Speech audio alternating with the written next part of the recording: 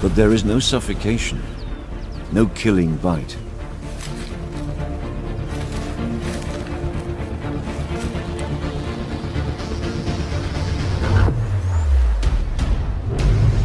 An exquisite agony for the mother.